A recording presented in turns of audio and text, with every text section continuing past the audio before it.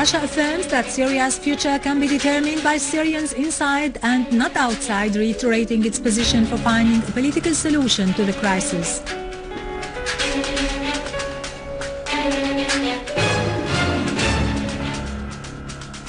President Ahmadinejad renews his country's opposition to any foreign intervention in Syria.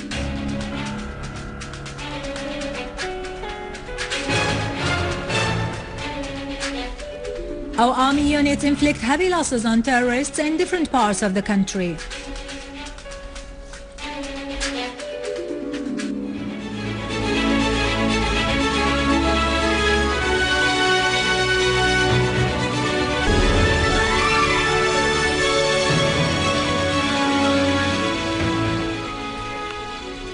Good afternoon, this is Yarado Krikorian with the news in English. Chinese Foreign Minister Yang Jiechi has reiterated his country's commitment to an objective, just and responsible stand as well as a positive role to solve the crisis in Syria. During his meeting with the Deputy Foreign and Expatriates Minister Dr. Faisal Miqdad in Beijing today, the Chinese minister expressed hope Syria would come out of the present crisis and restore stability as soon as possible. So Jiechi said China understands the difficulties Syria is facing, stressing his country's intention to continue exerting efforts to reach a political solution to the crisis. He voiced China's interest in the viewpoints of the Syrian side and in maintaining communication through diplomatic channels. On his part, Dr. Miqdad expressed Syria's appreciation for the efforts China has exerted regionally and internationally to solve the crisis in Syria, praising China's stance in international circles to solve world problems through full respect of the UN Charter and the principles of international law, particularly non-intervention in other countries' affairs and combating terrorism. The Deputy Foreign Minister surveyed the political program to solve the crisis in Syria and the steps taken by the Syrian government in implementation of this program. The Russian president's spokesman, Mr. Dmitry Peskov, has affirmed his country's conviction that Syria's future is determined by concerned parties inside, not outside Syria. Peskov said Russia's stand is distinguished because it maintains contact with the government of President Bashar al-Assad, whom it considers as Syria's legitimate president, as well as with the representatives of the opposition. The Russian official added that his country is working with its international partners to guarantee dialogue among all Syrian parties. He appreciated the opposition's readiness for dialogue, which should start, he said, in Damascus between President al-Assad and the opposition. Russian Deputy Foreign Minister Gennady Gatilov has said Western countries are not exerting the necessary efforts with the opposition, adding that this is one of the reasons why no progress has so far been achieved in solving the Syrian crisis. Gatilov reiterated his country's emphasis on the importance of reaching a political solution to the crisis in Syria and convincing all parties of the need to sit at the table of dialogue. He added that if the opposition realizes that there is no way out of the crisis except through a political settlement and dialogue with the government, the issue will no more be in stalemate. Gatilov hoped the American administration would change its stand towards the Syrian crisis.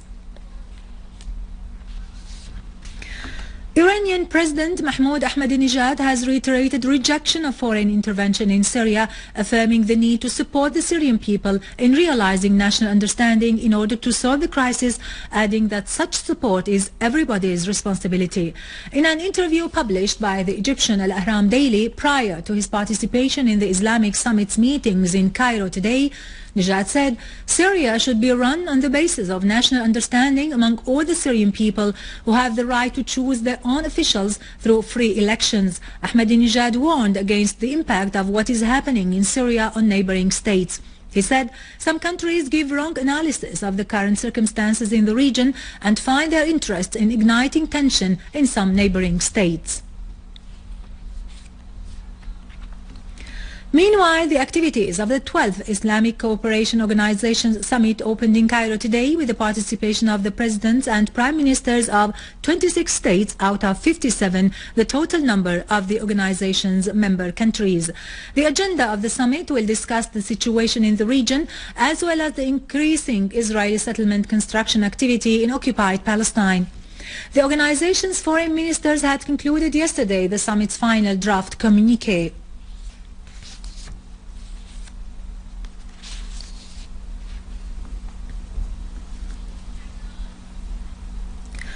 Speaker of the Iranian Shura Council, Ali Larijani, has warned that shaking up Syria's stability serves the interests of Western forces and the Zionist entity. Larijani's statement came during telephone calls he conducted with the Omani, Kuwaiti and Jordanian House speakers on the situation in Syria. The officials condemned the Israeli aggression on a scientific research center in Jumraya in Damascus suburbs. They stressed their stand on Syria's side in confronting the Zionist entity's aggressions. Larijani said the Zionist entity is the enemy of the Islamic world and should not be allowed to take advantage of the current circumstances in Syria in order to continue its hostile policies against Islamic states.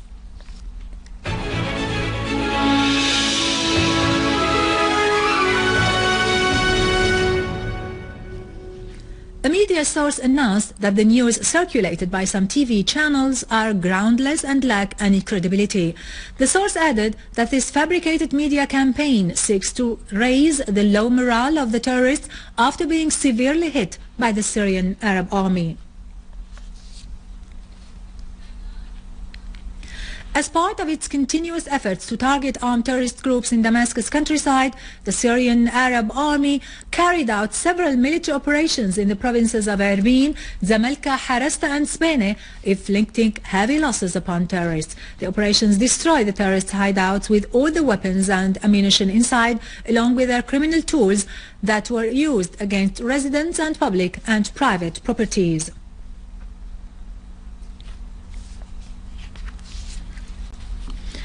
Two suicide car bombers blew themselves up using explosive devices near a bus station west of a residential area in Palmyra. The two terrorist attacks caused the martyrdom of a number of citizens and left behind huge material damages. In Deir ez-Zor countryside, an army unit in cooperation with local residents intercepted a terrorist group which tried to attack a water refinery station in the town of Jazrat Milaj, killing and wounding a number of gunmen. In Idlib countryside, an army unit attacked terrorist hideouts in Saraqib town, killing and wounding a number of gunmen. As part of its initiative to conduct dialogue with different political parties and blocs, the Syrian National Party discussed with the Arab Solidarity Party means and mechanisms of finding a common vision among all political blocs to try to find a solution to the crisis in Syria. The two parties also reviewed preparations for the upcoming comprehensive national dialogue among all Syrians. The High Relief Commission continues to provide support to families affected by crimes committed by terrorist groups. A commission work team was assigned to follow up the preparations to send the required assistance and basic needs to a number of governorates, in addition to activating subcommittees in the governorates to facilitate the task of the commission. Commission experts stressed that the infrastructure and the procedures taken to house displaced families have been taken to secure the safe return of all citizens.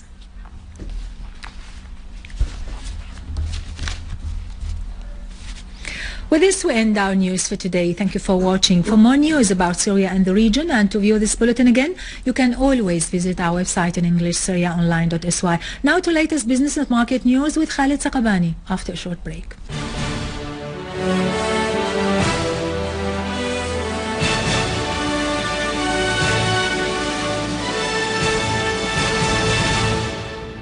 Ladies and gentlemen, good afternoon. The head of the agricultural chambers asserted the importance of creating the integrated working systems to develop and encourage the Syrian agricultural exports that include the food products. The director also pointed out that the agricultural fishery and forest products are of top economic importance, forming a major food security factor. The director then called for developing an official commission specialized in the foreign agricultural trade, expressing optimism over the existing agricultural trade, which is still functioning during the current circumstances.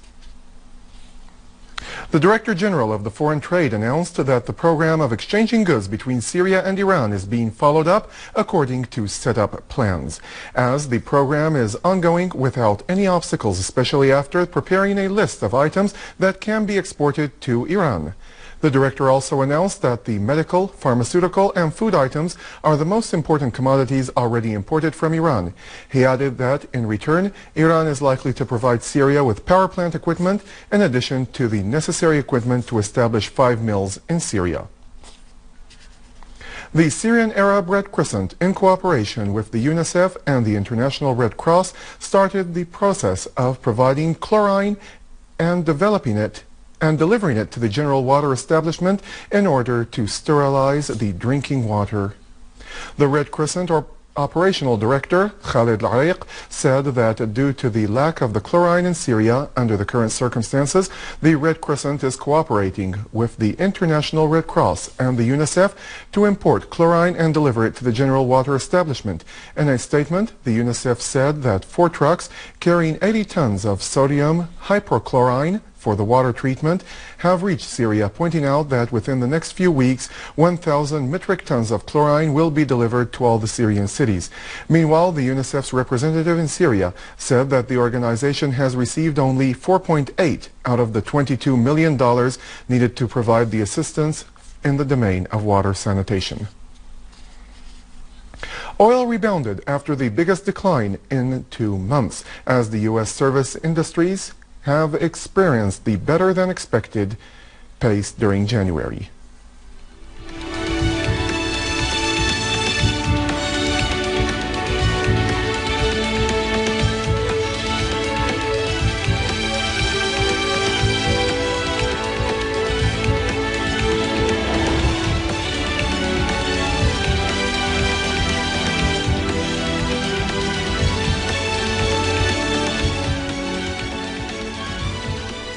The American and the Asian futures index are up as the U.S. stock futures were also little changed after the Standard & Poor's 500 index jumped the most in a month. The European stocks advanced after the biggest gain in almost 4 weeks.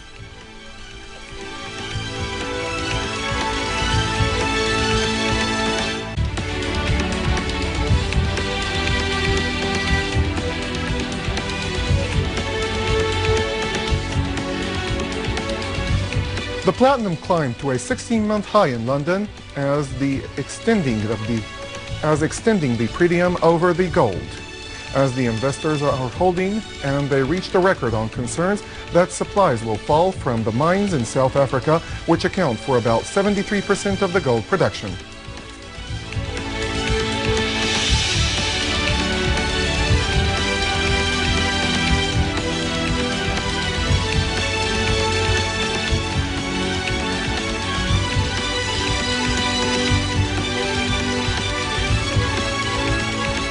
The euro fell towards a one-week low versus the dollar as the European Central Bank policymakers are preparing to meet tomorrow.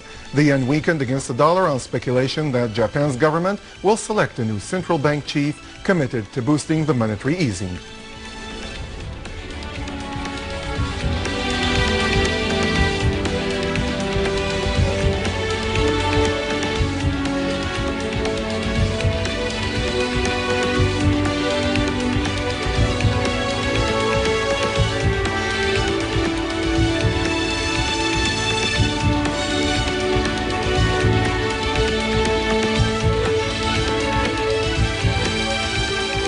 With this, ladies and gentlemen, we have reached the end of our news bulletin for today. Thank you for joining us.